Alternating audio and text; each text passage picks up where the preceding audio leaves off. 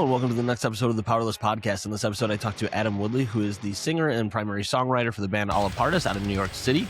This is the second episode that Adam and I have done together. I love chatting with Adam about music and politics and organizing and everything in between, because not only is Adam very knowledgeable on this stuff and has a lot of very interesting things to say, he always gives me a sense of hope and optimism when I tend to be very doom and gloom and cynical. So we talk that dynamic back and forth for quite a bit in this episode. We break down the song Long Con, which is their most recent song that came out in early February. The music video just dropped. This is coming out on Friday the 20th, and the music video just dropped on Wednesday the 18th. So very, very new song. Absolutely fantastic. We talk about that. We broke down Allapartus's song Choice last time Adam and I were able to get together to have a conversation. This time we break down Long Con, two songs that have a lot to say in the realm of politics and social commentary and everything going on in the world, but we talk about how they're very, very different from each other in the approach. Adam breaks down the literary background on this, like some of the books that he read that influenced this, some of the pop culture that influenced this. We talk about It's a Wonderful Life. We talk about a bunch of different random things that kind of all coalesce into the song and into Adam's perspective on what's going on in the world today. So again, I just really appreciate Adam coming on and doing this episode with me, taking time out of his busy day to break down the song for me at length and kind of talk about what's going on in the world with me and get his perspective. So make sure to go follow Allapartus on all social media. That is Allapartus. All the links will be below in the show notes. You can find their music on Spotify, find their music videos on YouTube. You know the gambit of where you can find bands typically. That's where you'll find them, at that handle. If you want to support the podcast or follow the podcast, if you're a new listener or you've just not gone that next step of following on social media or following some of the written pieces we do and things of that nature, you can follow it all at The Powerless Pod. Go to thepowerlesspod.com to find the newest written pieces, both from the New Metal Agenda and my own Substack. Find the latest podcasts, both in audio and video format, and kind of see what we got going on there, as well as the merch, as well as the Patreon, all that good stuff. You can find it there, thepowerlesspod.com. I'd really appreciate it if you want to support just by following on social media for free. That boosts us in the algorithm so more people see us. I've gotten pushed down on different platforms numerous times because of some of the things that we talk about on here. So I would really appreciate it if you take time out of your busy day to do that, or if you want to support for $2.50 on Patreon, that would be fantastic as well. But yeah, I hope you really enjoy the episode. We'll get right to it. Here's the episode with returning guest Adam Woodley of Allapartus on the Powerless Podcast. Free to be weak, and free to be poor, and free to OD while we watch TV, and we're free to be mad, and we're free to be scared. There's no one left to trust except for us. Our past has abandoned us. Hey, Adam, can you hear me okay? I can hear you. Can you hear me? Yes, I can. You sound great. I almost forgot to turn on my Phantom Power. That would have been a rough call with one of these, fancy mics I have no business owning. Thanks for coming on, man. Really appreciate you doing this. I'm here with Adam, who is the vocalist songwriter of the band, and I still forget how to say this correctly, but Allapartus, I think, out of Brooklyn, right? Out of New York City area. How are you doing today, man? It's been a while. Yeah, it's going great. It's just working all day and my legs hurt, but I had a salad and just chill with my cats. I'm doing excellent. I'm doing beautiful. How was your day? It was all right. It's same thing. I work two different teaching jobs. Like I do a regular teaching job and then an evening one because capitalism. But it was good. It went fine. I probably ate. You say you ate a salad. I think I ate the shittiest food on the planet today. I got like a free burger at work at the cafeteria, which is not edible, but I ate that. And then on the way home, I realized I had like reward points to get like free Chipotle for my wife and I. Yes. I did that. And so between a burger and Chipotle, I think I'm going to die later on tonight. This might be the last podcast that I ever do. I mean, honestly, I'm just glad that you have two jobs, because when I think about teachers, what I really think about is they don't work hard enough. That's right. That's what I'm told all the time. Actually, I'm told that. I think you could be doing more, and you don't need really good food. Like honestly, like nah. like Yeah, I should just eat refried beans right out of the can, sit on the floor, and just stare at the wall. Like that's like my contribution to society. Like that's what I should be doing. I mean, right? listen, if you got paid well, then you'd be doing it for all the wrong reasons, and we can't have that. Yeah, right, exactly. I was reminded of this, and you might maybe I'll clip it in here. This will be so random for the podcast of what we're going to be doing, but I saw like a Fox News interview of the guy that did Bar Rescue. I watched that show a bunch, and I can't remember his name for the life. John Taffer was on there, and during COVID, and he talked about how, like, you gotta, just like with military dogs, just like with workers, you gotta keep them hungry. You only feed them at night because a hungry dog works harder. I'm not an economic professor. If you get $800 a week unemployment benefits, and you live with a partner who also is getting $800 a week unemployment benefits, $1,600 a week, Laura, $83,000 a year for that household in unemployment benefits. The median income in America is only $63,000. We're incentivizing people to stay home. What if we gave that additional unemployment benefits to employers to incentivize people to go to work? Well, what if we just cut off the unemployment? I mean, hunger is a pretty powerful thing. I don't mean physical hunger, because people who truly are in need help. I'm talking about people who can work but refuse to work. But the government is literally putting anvils in many ways on people's shoulders, either through the mandates, regulations, and now through free money, which obviously the piper eventually has to be paid. John, I want to ask you, though, about this idea of work-life balance, because look, no one wants to miss their kids growing up. No one wants to. You stay in the office your whole life. You never see your family. So that's really important. However, have we taken that a step too far when you think of, well, a lot of the millennials talking about, I need time for self-care. I don't know why I'm harping on that tonight, but the whole self-care movement is a little, I mean, my mother is not with us anymore, but she worked by the time she was 12 during the Depression. If she heard the self-care thing, I think her head would explode.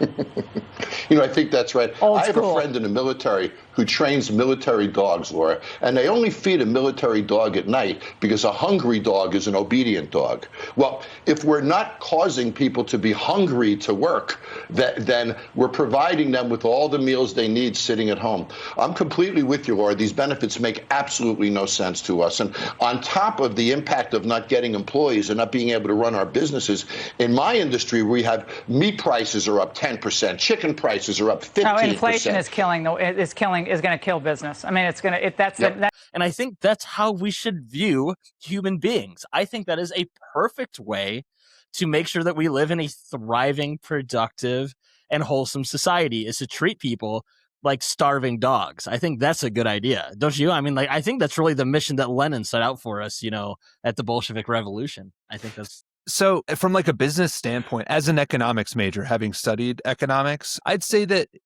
if it's a great business plan, if you work for a please assault all of the other employees and the customer's store, keeping me hungry all day would be a really effective way to drive results. Yeah. Make sure you're starving so you want to kill everyone, right? That's yeah. If your vibe is go nuts like Samwise Gamgee with a cast iron pan on some people, keep me hungry, and I got your back. I'm here to operate and deliver on KPIs. That's right. And that is at the end of the day, what we're fully going to dive into today is about how workers actually have it too good, are too well paid. That's what your song, The Long Con, is about, is doing the long con of making sure workers get treated like dogs and animals, which we should also not starve, but set that aside. And it's just all about how capitalism, and especially during the latest administration, is really just serving all of our interests in that way.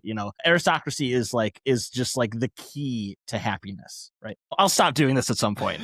It's a good bit. I'm here for it. I'll do it all night. I'm ready for it. This is what I do for most of my day anyway. I was just saying, I was reminded because I was listening through your music, not just The Long Con, but Annihilation, Choice, your catalog, as I always do the day of doing these recordings. Yes. And I was reminded of the first conversation we had of and I didn't quite catch this because I really liked the lyrics in an earnest way of getting what you were saying, of how Choice was written purely to be like so tongue in cheek and so satirical that it just hurt, you know. But that's what we're going for here. That's the only way we can stay alive at this point, right? Can I tell you though that like honestly, I looked at it the other day. I think on TikTok, I think I'm getting close to 200 videos that I've made with the choice audio. Holy because I just pump it out, and I just got to the point that I got really good at kind of I just had a system for myself where I'm like, I can post every day. I can sit down and think of enough ideas that are simple enough to execute that I can post every day. And I love Choice. Choice is one of the best songs I've ever written, and I'm really proud of it. That being said, I got so tired of the sarcasm. And I got so tired of coming up with funny prompts and captions that just drive home this kind of like sarcastic nihilism, which is really helpful. And it was something I learned a lot about in the last few years, is like, if you really want to kind of open people's eyes, like, you know, it's kind of offering up a different perspective of our situation, which frankly is in bad faith. It's like, I love freedom. I love that I can't afford medication. And I love that people like, you know, are buying weapons and going into schools with them. Like, I think those are the best parts of freedom, to just take someone and go like, yeah, what? And so Long Con, the reason why I prioritized it so much is I was like, how can I drive forward some of these same ideas from a bit of a different perspective? Because really all Long Con is my attempt at creating a soundtrack for the Hope Core like compilations that I will mainline into my frontal lobe at 3 a.m. when I'm really depressed. And I'm like, I just need to see like that video of the two kids who haven't seen each other forever and they run down the block and give each other a hug. I just need to watch that. And like, I don't know, there's a million Hope Core videos out there where I just watch them and stop. I need a million edits of Sam and Frodo. Yeah, I need I don't know if you're watching, I need a million edits of Sir Duncan the Tall getting up. Like, that's all I want. I'm going to binge it. So I had said with that one, I've heard it's good, because I was like, is the third show really going to be good? Like, I feel like this is where it's not going to do well. But like, I looked at it and people love it. So I'm waiting till the whole thing's out, and then I'm just going to nuke my brain with it for like a week straight. Yeah. That's the way to do it, because they're short episodes. They're quick. You'll crush it in an evening. But one thing like I'll just say on it is, I was watching it and I'm just like, wow, it's like so different from other Game of Thrones shows. Like, why is that? I'm like people are nice, and like people are kind of kind. I was like, what's going on here? And I was like, oh, there's no rich people in it. These are all the poor people who like don't have anything. And it's like, when you don't have anything really to lose, like people are generally like a little bit more earnest and a little bit more willing to be kind to each other. It's a great show. You will love it. I think you and you will enjoy it. So you're saying Sir Duncan the Tall is the working man's Game of Thrones. Is that what you're saying? Sir Duncan the Tall is for the proletariat. Yeah, for sure. I'm all for it then, man. I'm hooked. I'm stoked to watch it, because again, are you a big like a Game of Thrones person? Did you watch like House of the Dragon and everything else too? I have watched all of them, and I listened to the last of the audiobooks over the summer, actually. So yeah.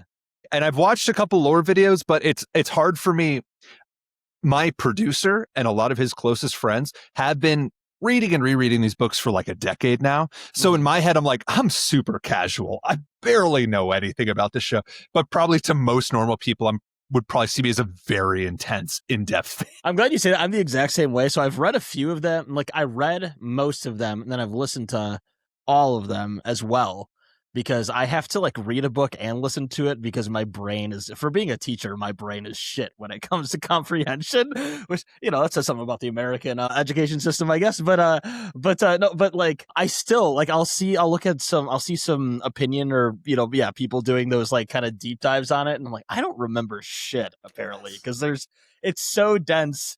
And I'm so scatterbrained that after like basically 2 visits to the same book, I don't remember half the shit that like somebody else just like throws out there on a forum. It's like, well, I guess I'm just like destined to be the well-read casual person till the day I die on this, because like I just, you know, I can remember facts about real things, like fantasy stuff. I like get lost in it, and you remember the character development, but then someone will pull out some detail, and it's like, how the fuck do you remember that after reading like essentially 4 Bibles worth of like fantasy lore? You know, it's not my forte, but I love reading it regardless for brain drain and for separation from the horrors that be. But Adam, thanks for coming on, man. Again, we kind of started talking about it a little bit of the differences between Choice and Long Con. Annihilation is also one we haven't talked about, but is like an absolutely fantastic song that kind of delves into things in a little bit different way as well.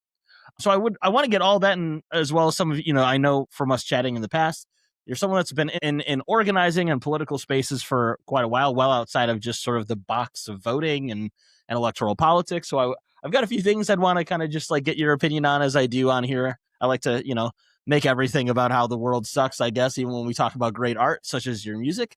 But before we get into all that, let's do a little icebreaker here, as I do when I think of it. And tell me, what have you been listening to lately? Or were there things you've been listening to a lot lately that kind of influenced some of the music you put out? Have you been jamming things completely different from your own genre? Just kind of what's been on your on repeat, I guess, so to say, lately. I always ask that of people, and they're always like, oh man, I need to check my Spotify. I'm like, you don't know what you've been listening to recently? And now I'm embarrassed because I'm like, I can't think of it, and I need to now look on Spotify. Some of it's great. Some of it's a little bit embarrassing. That's so okay. I'll definitely talk about the embarrassing stuff. Man, it's one thing that has just been like rocking my life, and she is, I think we might have talked about this last time, but like maybe top 5 all-time most important artists in my world is Hayley Williams. And Ego Death at a Bachelorette Party is a banger of an album. So good. Yeah. I mean, you just have like classic, like Hayley Williams just talking about relationships and mental health and relationships between her and herself and stuff that is so deeply beautiful and thoughtful and eloquent. And then she dropped like True Believer, which is just like, just a crowbar to the neck. It's so good, such good writing, so straight to the point. One of my favorite things is just like people can be, I mean, Hayley is really, really talented at like, being very poetic, working with a lot of metaphor, a lot of double meaning and stuff. And sometimes it's just right to the point. Like, the South will not rise again until it pays for all of its sins. Like, unbelievable. Like, just not like leaving anything on the table for interpretation. But Ego Death at the Bachelorette Party was really, really good. Really enjoying that. I've been listening to a crazy amount of ambient music. I always listen to ambient music, and I actually make a lot of ambient music. Oh, yeah. And my producer's been on me for a long time because I also do composition, and I've done composing for friends like films and stuff. Oh, cool. So I listen to a tremendous amount of of ambient music, and that's actually probably what I listen to more than anything else. But with other music, what else was I listening to? I've been listening to a lot of This Desert Life by Counting Crows. Okay. I love Counting Crows because, I think most musicians have a mentality of when they listen to music, whether they like it or not, their ego is sitting in the room with them when they're listening to it. Yeah. And there's a little bit of like, like how old are these people? And like, how big are they? And like, what did they have to do to get like, famous and get successful, get people to listen to their music? And there's some bands that it is like truly unbearable. Like, I can't listen to it because it's all I think about. And has nothing to do with them. It has everything to do with me. That being said, the nostalgia of Counting Crows and remember being a little kid riding in the car listening to like, Mr. Jones on the radio, it just doesn't even register for me. I listen to it and I have no conception of like, how can I be like Adam Duritz? There's no way I could just be nearly as weird and as much as a freak boy as that like white man with dreads. It'll just never happen, as much as I might want it to. But This Desert Life, it's just very pleasant and just like joyful and like fun to listen to. So I've been listening to that a lot. And then the last one, which is like going to be my embarrassing one because I listened to it and was like, oh my God, this is so much more of an influence than I would like to admit, is Dying Is Your Latest Fashion by Escape the Fate in 2006. The Ronnie Radke album, right? Yeah, the Ronnie Radke album. It's so bad. I like listened to it like on a whim because I think I heard something like that reminded me of that time. I was like, oh, let me check this album out again. Because I listened to it a ton in like middle school and high school. And I listened, I was like, oh no. Oh, this is such a slap. This is really like metalcore, like heavy, like intense, shreddy guitars. But these are low-key just like emo Blink-182 sons. And like, yeah. I love it. And oh my God, it really just makes me sick to my stomach to say it. But yeah, dude, Ronnie Radke on that album is just, he's really good. And it makes me want to throw myself into traffic. It's like such a reprehensible person. Like just someone, like there are few people like who I find more unpleasant to like watch in a video or watch speak on anything. But that being said, like, yeah, there's no sympathy for the dead. Banger, like unbelievable banger that like I listen to and I just like, I'm like staggered by. I listen to them like, this is fun and this is cool. Yeah, yeah. So those are some of the stuff that I've been listening to recently. What have you been listening to recently?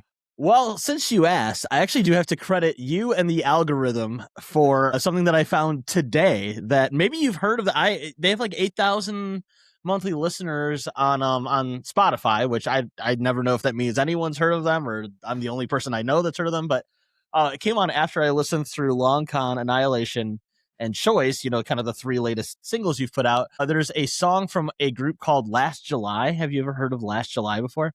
No. And the song is called "You Sang the Hymns Louder So You Didn't Have to Hear Them Scream." And it's like an acoustic emo pop punk type song. And it's literally just like laying out thick things that you and I talked about, both coming from church and kind of being progressive spaces now, all about like connecting how like the like the evangelical and right-wing Christian movements are not connected to the message at all, and how they all like say thoughts and prayers and then cheer on like rubble in Gaza and genocide, and that they wrap the cross in genocide and I was like, it's so weird that the algorithm knows me this well, because I'm very anti like just after something finishes that I just like listen to whatever comes on next. I've kind of like hated that that's how music is found now. I like to like particularly seek it out if I can, to the best of my ability, or at least like stumble on a band like I did with you guys, stumble on your social media somehow or something, and not just like get fed what like an algorithm of a streaming platform does. But this one hit it on the money so hard that I was like, okay, I have to double check to make sure this isn't like some AI procured. And it was too good to be that, but you know what I mean? Where I was like, this seems a little too particular to me that I have to double check that this is real. And it was. And it's like it's a singer-songwriter type person. It's really, really good. I think you should definitely check it out after we're done with this. I think you'll really like it. You got to let me know what you think. But I say that because I listened to it 6 times in the car on the way home. So fair to say it's saved in playlists and the whole 9 yards. So, which is different for me because I listen to a lot of more like straight from the path, metalcore, progressive metal type stuff most of the time. But then here's this acoustic emo song that just like pulled me in over and over. So shout out to that band Last July. This song is really, really good. You should definitely check it out. But I digress. After all of that, and also I do have to say I have a hot take on the dying is your latest fashion stuff. Nobody believes me when I say this, because people always think I'm saying this because I don't like Ronnie Radke, but it's not true. Before I knew who he was and that he had done all these things or said all this stuff, or even before Falling in Reverse, I heard it and I was like, this guy over accents his voice in the most dramatic, cringeworthy fashion that like I can enjoy other emo singers or metalcore bands from that era, like you said, that were more pop punk emo, kind of like that Tom DeLonge voice that they all picked up in their own way.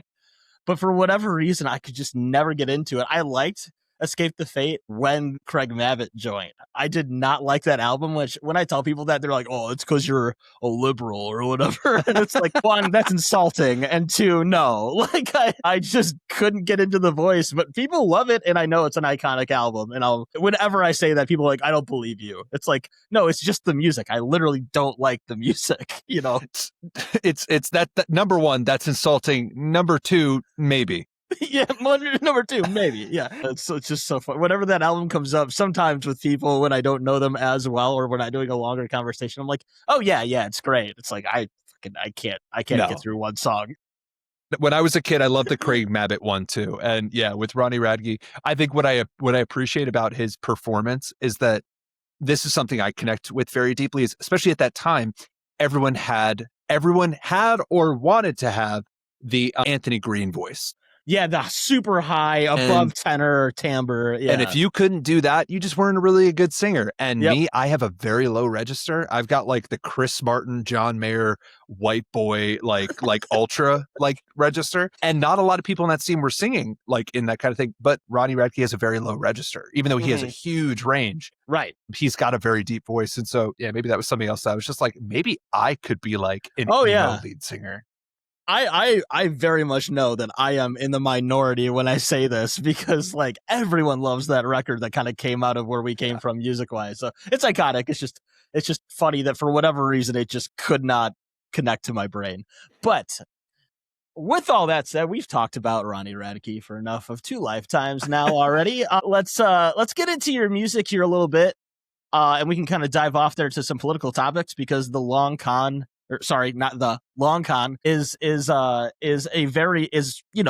to Choice, your other most direct political social commentary song, but like you said, in a different way than Choice. So kind of break down for me a little bit, and break down for listeners that haven't heard the song before, which they should after they listen or watch this, what the inspiration was for this one, how it came together, and we can just kind of bounce off that from there. Yeah, it's like, some of the like, taglines I've used when I've sent it to people is like, it's power chords for class war. Like, it's like pop punk music for class war type stuff. But it's also like, I've also been joking that it's just hope propaganda. Like, yeah.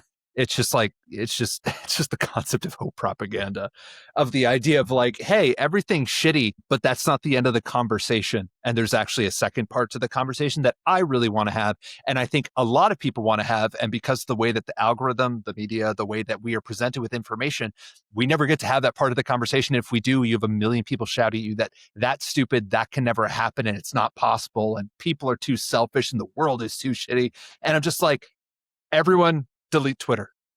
Yep. Everyone just delete Twitter. But no, like what Long Con is about is, just the chorus in general was me about like, I feel that I am at my best. And I feel that most of the people I know are at their best when they are working together with other people for common cause, especially when it comes to negotiation, compromise, setting parts of themselves aside to look at a common goal and work together towards it.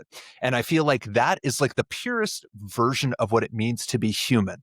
And it's like a concept that I've had and I've been obsessed with since I was a kid.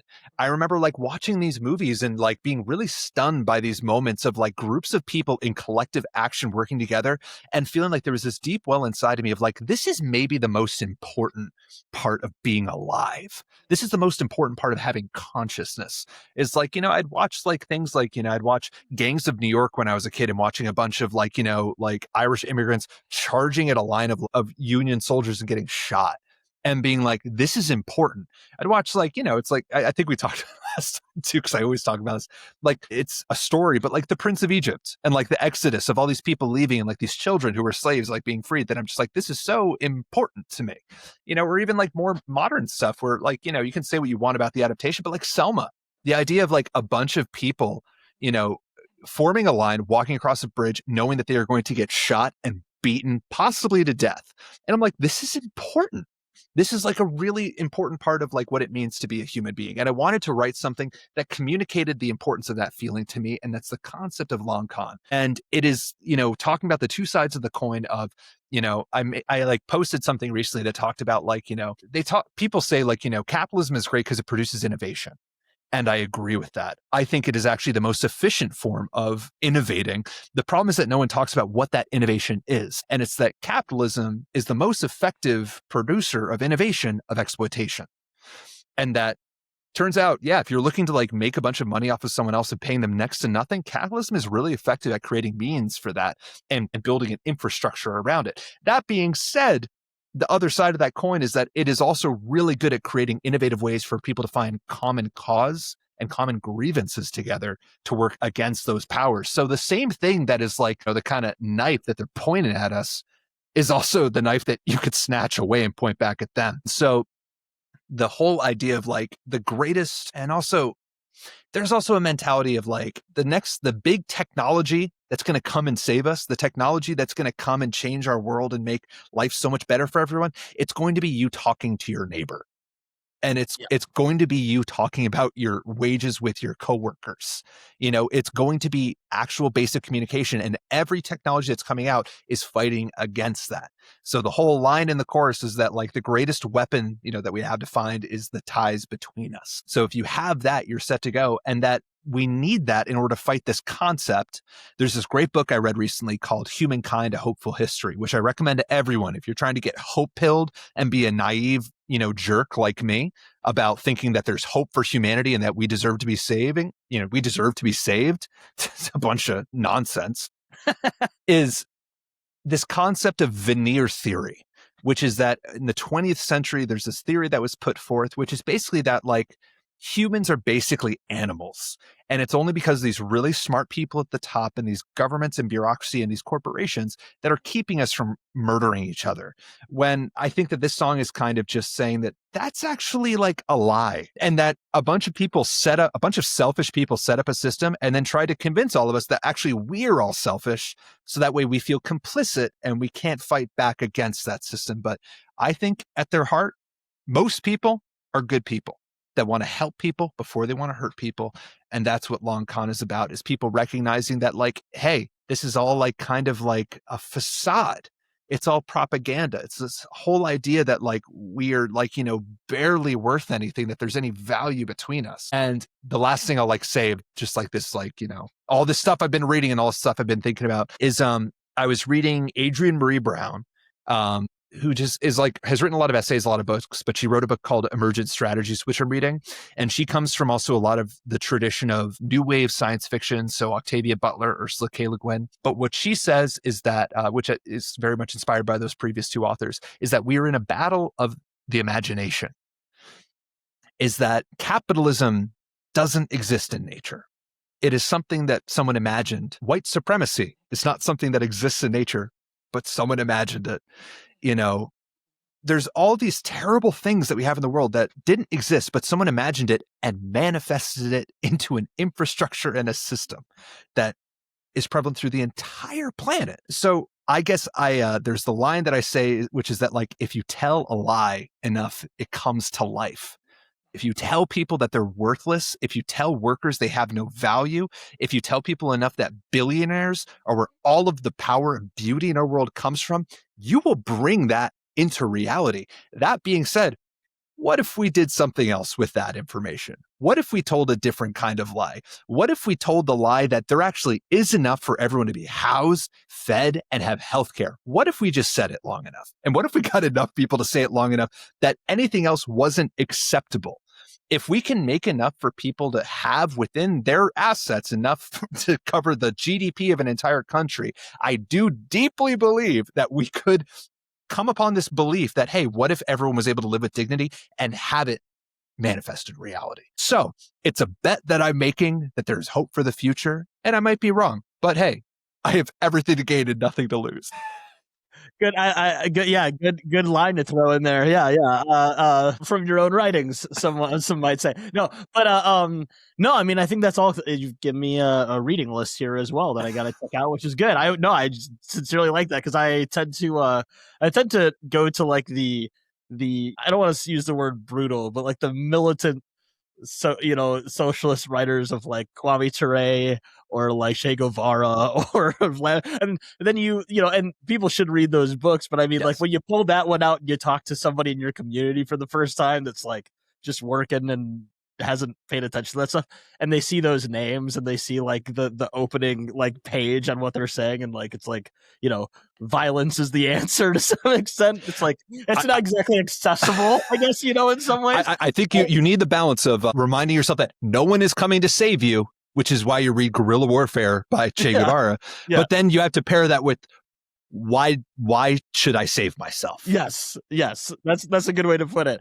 No, but all that is great, and that's what I got out of the song from looking through the lyrics and listening through it numerous times.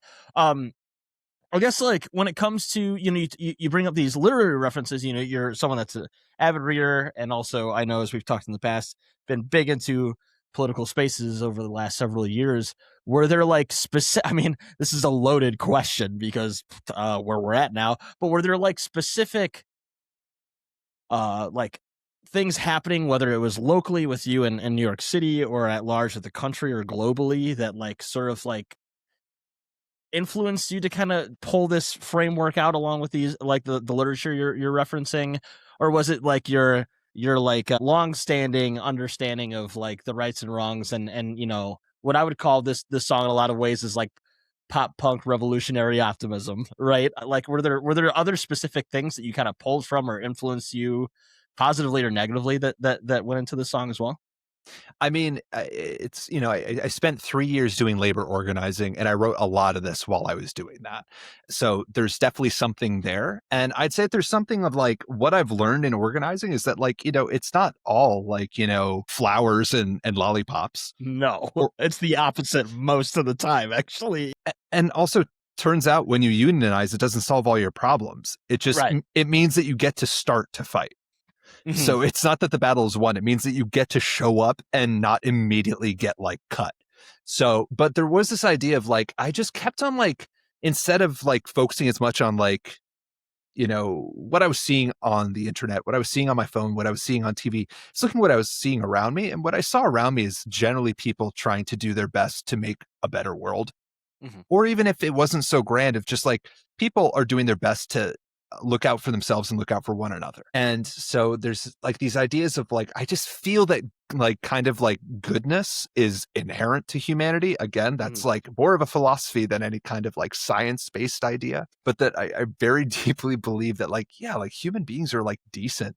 And I don't think we've survived over the millennia because of self-interest. I think it's entirely the opposite. I think the reason we've survived is that we've like, someone was running, out of a burning building, and they picked up like the little kid who was lost instead of just like looking after themselves. I think it's our ability to see one another and see a part of ourselves and see connection. And it's funny because again, it's like there's this new idea, which it is a new idea, that actually everyone has to look out for themselves. And that's the way that we survive. But the last thing also like that I think is really important, that is like a weird niche reference in the song, is that not only do I think it's inherent to like people, turns out you look at like American culture, it's like weaved into it. Right. And there's media that everyone watches across the political spectrum that speaks to these ideas. And that happened was maybe 2 or 3 years ago that I saw It's a Wonderful Life for the first time. I'd never watched it. And are you familiar with it at all? Yes, definitely. Yeah, because I wasn't. And I just watched it, and I was just, again, speaking of this idea of like collective action, watched the end of that film and I was just sobbing. I was just like so touched by this idea of like, this is a story about this guy who runs an organization that's all about providing housing for people and ensuring that they can do it at a reasonable rate and has no interest for profit. It's just about building a community, and is standing up against an oligarch whose whole idea is just, how can I give people the worst living possible and extract the most amount from them? And this guy's whole story is about him stepping up to that guy. And he loses kind of everything in his life. He doesn't get the life that he wanted, and his whole life is taking on the responsibilities of others. And despite that, this guy like, tries to kill himself. And despite that, like, he ends up coming back from it to find that all these people care about him, and all these people are willing to give anything that they have to ensure that he's safe and that he can make it in this life. And so there's like a line in the bridge that's like Bailey Housing and Loans, which is referencing the Bailey Building and Loans. Of just this idea of like, man, all these people talking about like how like, you can only look out for yourself. It's all about hyper individualism in America. And like one of the most classic pieces of American media that everyone watches is literally just like, I feel like a sales pitch for just generalized socialism. And I'm just like, man, like, are any of you, I mean, talking about like, what last July was talking about, you have these people who are going to church who are singing hymns every day. And it turns out they're singing it really loud and they're not even listening to it. Like, again, there's all these ideas of like looking out for one another that these people in power want us to forget. And so there's all this noise shouting at you that there is no hope, you have no power, and there's nothing to be done. This song is my attempt at doing an equal and opposite reaction of there is hope, and that regardless of what you say, you cannot make me forget who I am and where I come from, which is a legacy of humanity, of people who've looked out for one another and have survived as a result.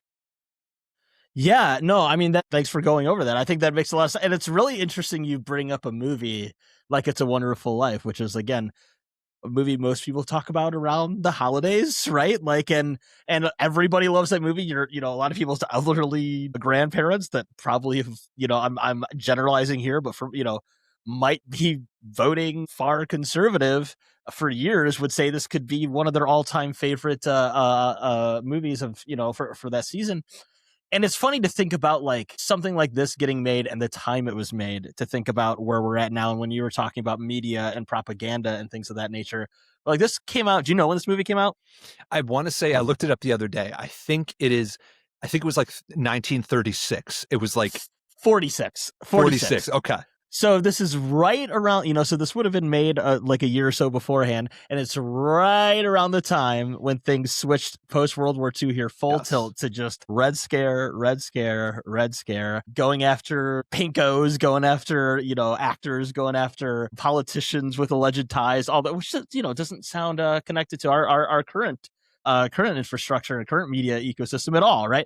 But it's interesting to think about how normalized this sort of just it wouldn't be viewed as political at the time. It was just collective thought. It was just like sort of what was human and being a good neighbor and all those kinds of things. And I'm reminded, when you were talking, it reminded me of another movie. Have you ever watched or heard of the movie that Bryan Cranston was in called Trumbo? Have you ever seen that one? It's about an actor, and Dalton Trumbo, who was basically blacklisted in Hollywood as part of the Red Scare and part of being affiliated with the Communist Party. And there's a video, maybe I'll clip it in. He was he was a member of the Communist Party of the USA, and he was like a major screenwriter in Hollywood. So he got blacklisted, was no longer allowed to make movies, basically.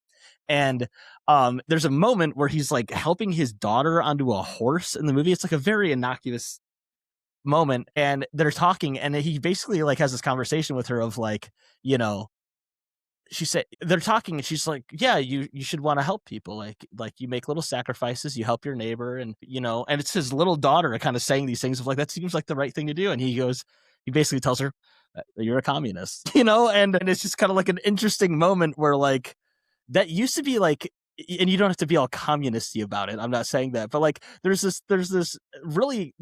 bizarre thing to look at from then to now of just like what was in the Overton window, political or not, and what is not now. Like people are using the term toxic empathy now, like, or suicidal empathy in the zeitgeist of like right wing and American media, where like that would just be viewed as bizarre, being empathetic to somebody in your neighborhood or that you interact with or that you see is struggling. That was just like a normal human experience. And now we're so detached from collective action, whether that's just being neighbors, which is like a foreign thing to a lot of people. I mean, myself included in a lot of that, and just like taking care of people. That I guess that is quote unquote socialism, communism, whatever, but that's also, just like you said, a natural process for people that just continues to be dehumanized away from them intentionally. And so that's something that like I kind of think, when you were talking also with this song and a lot of other things that you and I have talked about before, it kind of like pulls that whole circle in of like, the kind of inventing a reality type scenario of like whatever is in the best interest of those in power, they will then manipulate to where it's not even just like squashing a political party or squashing a union, it's squashing humanity, right? And I mean, again, like just going off of like more media and stuff, it's like you think of like the manifesto from like Andor. Yeah. Like one of my favorite lines for that is just like the like systems of oppression are so inherently unnatural, and that they are constantly cracking at the seams. That's why it is so necessary that they had to develop all these tech companies that are constantly pumping our brains with propaganda, because if they didn't, it just wouldn't work. And the other thing that like is like, it is a truth that like really comforts me a lot of the time, is this idea and I saw this like in a meme. I think it's the meme image of my of like the strike playlist I had back in the day that we'd play on the JBL speakers when we go on strike. But if we were actually powerless, their propaganda would be unnecessary. Right. And so I'm just constantly reminding myself, like, I know we're going to talk about a lot of stuff, but you look at a lot of things happening in our country right now. And what I try to remind myself, and this is just my feeling about it, is that this is not the execution of a plan with a goal. It's a sales pitch. Mm-hmm. They're pitching the idea that they are more powerful than you, and there's nothing you can do to stop them. And that the only way it works is if you believe them. And you know what? A lot of people in Minneapolis didn't believe them. That's a good segue. That's a good segue. What I was going to ask you about is like with this concept of what you're talking about. You know, I've talked to people that have been on the ground in Minneapolis. You know, I've got some tentative interviews set up with some people that have been there, you know, at the Whipple building where they're holding people in from ICE like without warrant, and there's allegations of abuse and all these kinds of things, and yet they keep going and like, you know, are literally, it's like if you would have told me, I would say a decade ago, because 2020 kind of showed this about Minneapolis as well. If you would have told me a decade ago that you know, a semi-small city in Minnesota would be like the ground zero of like the resistance to like overt fascism in this country, I would have been like, we talk like the Canada Junior state, you know, the one that like is just like it's the safest city in the country. It's supposed to be like a nice, calm place to live, and yet these are the people out there just like making people's lives such hell that they have to leave, or they like literally fire some heads of operations. What was kind of, you know, in connection to the song, or just your overall outlook? What's kind of been your both positives and sobering realities of like watching this unfold there specifically? I've thought about it a lot because my mom's actually was born and raised in Minnesota, right outside of Minneapolis. And she still has people who are very close to her who still live there. So my mom has been thinking a lot about it. And my mom is where a lot of my politics come from. Not that my mom is any particular like leftist communist or anything, but she is a very decent person who believes very wholeheartedly in the ideas of community and the idea of looking out for one another. And that hyper individualism is just like a practice in futility as far as like fulfillment and just the idea of being human. But Minneapolis, there are so many things to take away from it. And there is so much, it gives me a tremendous amount of hope because, you know, the idea of like, oh, it's like such a sweet city full with all these nice people. Like, why would they do this? I think people underestimate the resilience that can come with kindness and mutual support in communities. And that the reality is, if you look at the community that's going to last in the long term, is it going to be, you know, a bunch of people who are holed up in hotels from different parts of the country who only got this job because they wanted the big bonus that they're not actually going to get, with a bunch of other people who may or may not have ties to white nationalist or white supremacist organizations, or the people who are actively fighting for the neighbors that they have grown up with, lived with, that they go to the same schools with, that their kids go to the same schools together. Which of those groups is going to last in the long term? It's a joke. It's a joke. The idea that just brute force could overcome like this indomitable human spirit, which straight up, when it really comes down to it, is just a bunch of families in a neighborhood. I look at it and I'm just like, this administration's a joke that has a fundamental misunderstanding of human beings. And also, it was a sober reminder that political assassinations are just going to become a thing. And I take no joy in that. And it doesn't matter which side it is. And I remember after the first attempt with the president, I mean, my immediate thought was, this is bad because it's not going to stop and it's only going to increase, and it's going to increase for everyone. And it's going to go beyond these political figures, and it's going to go to civilians. And hey, as much as everyone wants to talk about violent uprisings and violent revolutions, this is just a me thing. I'm just not here for it.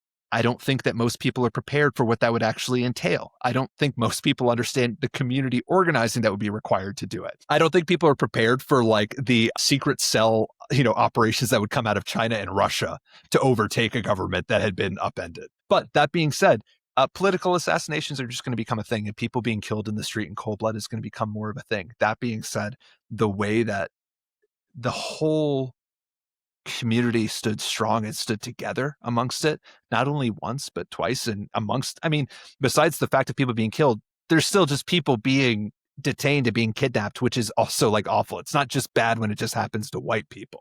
Right. You know, and there's going to be deaths that we're going to find out about years from now that are going to happen when people were being transported, when people were being held. But I think it's just a good sobering, you know, kind of, it's a good sobering thought to remember that, yeah, this organization, if they have their eye on you, they can just make you disappear. And that's important to recognize, and no one is untouchable. But that ultimately the community that is surrounding these movements, I think, has sustainability and longevity on their side. And I do think that a lot of those people in that hotel are going to quit their jobs. I just don't know if hate is enough. And I don't know if the money is enough. Yeah, I mean, I'm sure, as you're alluding to, this is not the focus of the conversation. Sorry. But the amount of people that I saw like apparently reporting on like anonymous like private Reddit forums that were saying like they hadn't gotten paid, Yes. they hadn't gotten their Yes. they hadn't gotten their bonus, and they hadn't gotten any of their salary, and like they couldn't pay their bills while they're several hours away from like where they actually live, and it's I'm not sitting here saying woe to the ICE agents. I'm just saying this shit is not set up well and it's not sustainable, right? You're telling me that Donald Trump didn't pay someone? Yeah, what? Crazy, right? Like I know, that's not like a trademark move of his since the '80s or whatever, right? But it's like, yeah, this is how they treat government employees. You're a government employee just because you own a gun or have a gun and have like your vest going over your. And I'm not saying this in sort of like any sort of fat phobic way, but barely getting over your stomach as you try to like run after people and fall on the ice because you're from fucking Florida or something. Like, it's like this is, you are also viewed as a rat to them. Like the foot soldier of fascism is not like going home with gold bars, right? Like it's this like flippant idea that you're somehow a part of the team as you oppress others, when it's like as soon as it works out for them, you're getting thrown in the camp too, buddy, especially if you're not one of the white guys, right? Like, Can I tell you that like there's a whole chapter at the end of that same book I was telling you about, Humankind, like a Hopeful History, where again, this guy's like basically just putting forth this, theorem of like, hey, like people are generally good. So of course he has to do a chapter about Nazis. Yeah. And like, I'm saying people are good, but Nazis do exist. And he talks about pre and post Nuremberg trials. What was the consensus of like these people? Because these Nazi soldiers, they didn't disappear. They're just citizens now. And you couldn't get rid of all of them because it was the entire population. And I think it's also something important for all of us to keep in mind. These people aren't going to go away. We're not going to defeat them and they're all going to disappear. They are going to reassimilate and we are going to be living with them as our neighbors. And I'm not saying that's a good or a bad thing. But one thing that was really clear was, why were these people doing it? It wasn't because they particularly like hated a group. It wasn't because like they were filled with like rage. These people were fighting because they wanted to look after the other soldiers that they were with. And they all bring back this same concept of like, I was doing this because I wanted to look after like my brothers, which is kind of haunting to know that even Nazi Germany understood that they can utilize and leverage the communal aspect of the human experience to commit genocide. But that being said, this administration, these people, like I can't imagine that there's much community happening between all these random people being shipped in from random states who've had, 10 minutes of training and are given a gun and told that they'll get $50,000, which apparently they're not going to get. So it's this idea of like, again, like I just think that these people have been selling this poison as a way to get rich, and they don't realize that they're poisoning themselves. Yeah, and I think it goes, I could go, I'm not going to go on a whole tangent about how, economic conditions and rugged individualism bred in this, country over the last 50 plus years, especially has literally created people that go against their own inner nature, right? Like we could have that conversation for 6 hours, but like, it's evident that a lot of people, you could tell, and it's not just ICE agents. I mean, like a lot of people that would support this are typically apolitical or conservative, or, just kind of like swallow up news. And nice cat, by the way. That sort of like, I would say more casual indoctrination to kind of accepting what I would call fascist movements and rhetoric and ideology is that like it can't hold a candle to real community, which goes back to the biggest thing that you've said on both the episodes we've done is people that are in the progressive and left movement, please, for the love of God, go outside. Like you're not like, there's nothing worse than the fact, I think one thing that tech companies as an example have done well is sort of like taken all these powerless, quote unquote, powerless facets of the political sphere that, through the Red Scare, through just liberalism and the American project, have no real organizing power in like mainstream politics. So you're not going to get a socialist party here the way you could even in potentially like other similar countries in the West, let alone other areas. But what they did instead is kind of created these online ecosystems where people can posts about, like you were talking about, violent revolution and not I'm guilty of saying some of these things myself, right? But like the reality is like, if you're posting that on your couch, like you're not even getting to ground one of like a vanguard, let alone like talking about a proletarian class war. Like I think the concept of like people are sometimes equating like political shooter adventurism with like the start of like a militant revolution or something, and it's like that's not how this works historically. The people that did those wrote books about how that's not the way this works historically, right?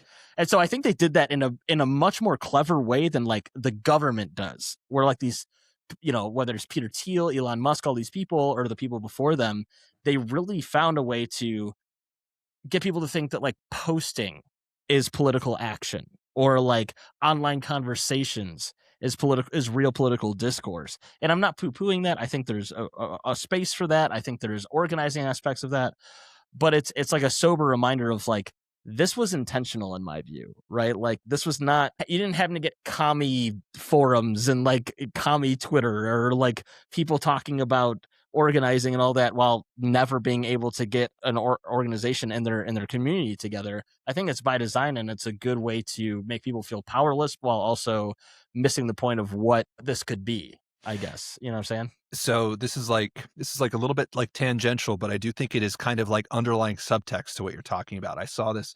Again, it's like as much as it is like, the evil that is poisoning our brains, it's also the wellspring of humanity. I saw a video on TikTok the other day, and I wish I could remember the person's name, but they had this like 5-minute video, and I watched it and was blown away by it because of my close personal experience with both worlds. And what they said is that people on the left look at the revolution the same way that evangelicals look at the rapture. And it's this kind of like pie in the sky idea that it's just going to happen, and it's going to kind of happen to you. But people don't really talk about how you get there or what comes after. It's just kind of, it's like, oh, everything's falling down, everything's like collapsing, but the revolution is going to come, and then it's not going to matter. We're going to be able to start from scratch. And it's like, I don't think you've done enough organizing to really understand what that actually means. And I don't think you've done enough organizing to recognize that if that actually did happen, that more of us are going to end up just in the street and then put in a hole somewhere. And that's going to be our story. But it's this idea that it's like, it sucks, but the revolution doesn't come from a bunch of people going the streets and burning down businesses. It comes from a bunch of people sitting through very long, very arduous, very boring meetings. And that's what we talked about last time. I think we talked about that the revolution is going to be boring, I think was the line you said. Yeah. Yeah. It's just like this idea of like, it's not this magical thing that's going to happen to you. Turns out you have more agency over it than you realize, and it's just not going to look like any of the movies. So I just think that like the internet can be great for spreading information. I mean, you look at like the relationship between TikTok algorithms spreading information and the awareness of Gaza. I mean, what's been happening in Gaza has been happening for a very long time. It's been happening for a very long time. And you know what? Like, I remember hearing about this on the radio when I was like 4 years old. I can still remember hearing on the radio, like my mom listening to like NPR and hearing about Israeli and Palestinian casualties. And this was probably in like, 2005 or something. It was even earlier. But that being said, like there's a lot to be said about like what's beneficial and what's like really great about the internet. But one thing that I think is important is like realizing when you are trying to spread information because you are trying to do something helpful, or when you're spreading information to soothe your guilt for what you're not doing. And there was a great podcast I listened to where there was this one leader talking about how you need to be able to understand in yourself the difference between self-care and self-indulgence, and that those are two very important things. And that I think a lot of people talk about concepts of self-care and it turns into really just self-indulgence. I really don't have to do anything and I don't owe anything to anyone. That's not true. You owe everything to everyone and they owe everything to you. And we're all connected in that way. But this idea of like, someone was like, I was like listening to something talking about the idea of like burnout. People doing like work for social justice, trying to spread awareness, trying to like, do organizing, and what happens with burnout. And some people get burned out like posting stuff online. And what this person was talking about is this idea of like, it's not necessarily happening because you were doing too much. It is happening because you were getting upset about something and you don't have an outlet for it. You don't have somewhere to go to do something about it. And so what I think is like, I would say to anyone is like, when it comes to like posting and you think that the revolution is going to happen from putting the right NPR infographic on your Instagram story, is take a moment to recognize, like, do you know the food banks in your area? Do you know where you can drop off donations? Do you know what are the most important like things for like working people?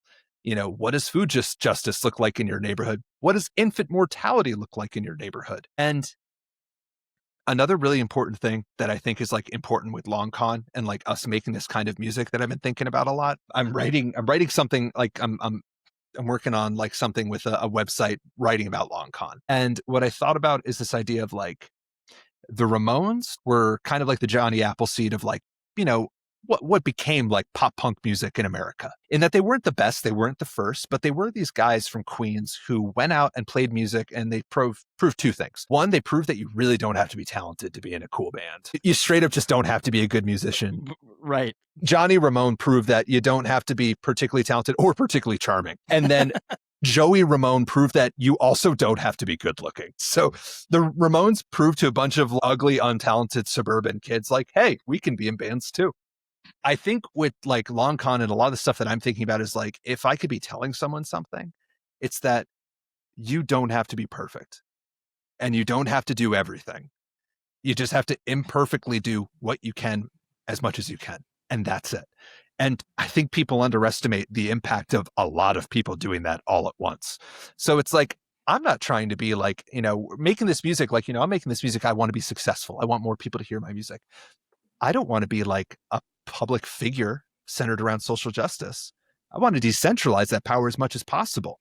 I don't want to talk about how like I need to lead any kind of like movement.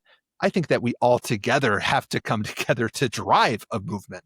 It's about us doing the small things that we can to drive civic engagement and civic change in our country and in our culture, and also just in our heads. Again, it's just this idea of like, we are in a battle of the imagination. Can we imagine a better world and agree as a people that, hey, we want quality of life for working people generally to get better in our country? And if you can get a decent amount of people to do that, there's really, I can't even imagine the benefits that could happen in the future as a result. But yeah, anyway, it's just this idea of like, you don't have to be particularly good looking to be in a punk band. You don't have to be particularly talented to be in a punk band. You also don't have to be a perfect, well-read, perfectly articulated political person to write political music in pop punk. So I'm just doing what I can, knowing that fully it's not going to be perfect, but that, hey, you know what? Our most streamed city in the last 3 months is Minneapolis. Hell yeah. It's doing something.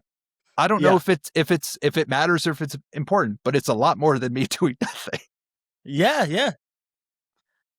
Yeah, no, I think those are all great points, and I think that kind of like really brings in, you know, what your music does and what especially this song specifically Long Con really brings home is, I think, one thing I appreciate about this, we've talked about this a little bit in this already, but I appreciate, as someone that writes political music in a different way on my own, which is usually from a very angry and depressing place, I appreciate when someone can like not make it fluffy, but still come at it with like real, what I would call real optimism of like what is possible, not just in like a hypothetical situation, but what could be possible for people in a sense tomorrow. And so I appreciate that you're able to put that perspective on this while still driving home like I think the song has that while still feeling apocalyptic all the same time, which is good. That's the mark of a good songwriter, that you can kind of make somebody feel all these different emotions, both through the music and the lyrics, and like a way that you walk away from it, maybe not knowing how you're supposed to feel after each listen, which is I think a good aspect of songwriting in a lot of cases. So Adam, I really appreciate you breaking this one down, talking a little bit about politics and hopefulness, and also again, I think this is the second time we've talked where genesis of it all is talk to people, enjoy life, and fight back against the programming that is kind of separating us all while still connecting us all to yell at each other. Right? And the last thing that I'll just say is that, like, if, you know, someone's listening to this or someone's thinking about this, is that, like, if you're not sure where to start and you like this kind of music, the perfect place to start is just go to a show. Yeah. punk music, heavy music, just underground music is the perfect place to get off of the phone, find community. I've been living in New York City. I've been coming to shows and playing shows in New York City for 20 years now, and it took years for me to develop like a community. It took me years to find people. But if you're looking for a way to get out, talk to people, and touch grass, and actually build something in your heart and in the real world, go to a punk show. It's the most important thing that you can do. And there's so much hope and love and goodness out there if you're willing to go out and just look for it. Absolutely. I think that's a great place to end these things off with a good positive message. Again, Long Con is the latest song from Allapartus. There's a music video out. You can find it on all streaming platforms. The song came out February 3rd, I think, and your video just came out yesterday, right? That's right. So that'll be playing at the end of this. So, as is the last time, you don't have to pick a song because clearly we broke one down for about an hour with some other conversations. But go ahead and plug. I'll have it at the beginning too, but go ahead and plug where people can find the band, what you've got going on, what people can expect from you and all that good stuff. And we'll leave it there with a Long Con at the end. Yeah, we're everywhere. Wherever that you think we are. We're on Instagram. We're on Spotify. We're on Facebook Marketplace. We're on Goodreads and we're on Letterboxd. So just search at Allapartus. We're the only thing that will come up. All right, which is I should make sure people, and it'll be on the screen too, but it's Allapartus, just like you would think when you say it out loud. And I still don't know what it means, and you explained it to me the first time we talked, and that's fine. That's kind of the mystery of the band, which is great. I love it. I do have one last thing before you go though. You brought up Letterboxd, and you might be being facetious, but am I gonna, if you have a Letterboxd account and I look it up, am I gonna be judgy, or are you somebody that knows good film? Like what are some of your tops there? We can end it with that. All right. I'd say I know ball. As the kids say. Yeah, only if you're really cool and you have right opinions. I'll say this. I love like cinema, and I have a long history of a deep appreciation for cinema and the history of it of the last 100 years. That being said, I also love just being entertained and not having to think. I love not thinking. I spend a lot of time thinking. There's nothing I love more than just stopping. That being said, I was thinking about a Letterboxd list the other day of, just imagining when inevitably I do have it. But I was thinking specifically of like, what are my classic New York movies? Ooh, yeah. And I'll give you those. You got a rep. Yeah. Number one, Teenage Mutant Ninja Turtles live action 1990 is number one. The Fisher King with Jeff Bridges and Robin Williams is number two. Gangs of New York is number three. And then what was the last one? There was something that I was watching just like the other day. I can't remember exactly what it was, but I'm going to go with Moonstruck because Nick Cage and Cher, just like absolute banger. I love it so much. I'll say this is less controversial than it used to be in the 2010s when you and I probably would have consumed some of his worst movies, but big Nick Cage stan over here. Yes. I'm a big, especially his later movies he's done, like B horror and all that, like is just like, what an icon. Him and Cher doing that. He's a top 5 all-time film for me. So good. That and Color Out of Space, when both of those came out. I still haven't seen it. Okay. I mean, if you know the story, I know the story. You pretty much know. But it's so good. Yes. And such an homage to both Lovecraft and The Thing in a lot of ways with like the practical effects. Yes. So highly recommend watching that one. But yeah, Mandy, the chainsaw fight alone. I mean, come on. Like when do you get a chainsaw sword match? Like that's just incredible. There's just nothing about that movie that I don't love. It is a comfort film, and it's not normal. The scene, comfort film. You might need a little extra therapy for that one, but no. But what my other favorite scene is after. But I don't want to ruin the movie for people if they haven't watched. Like it's been out. Watch it.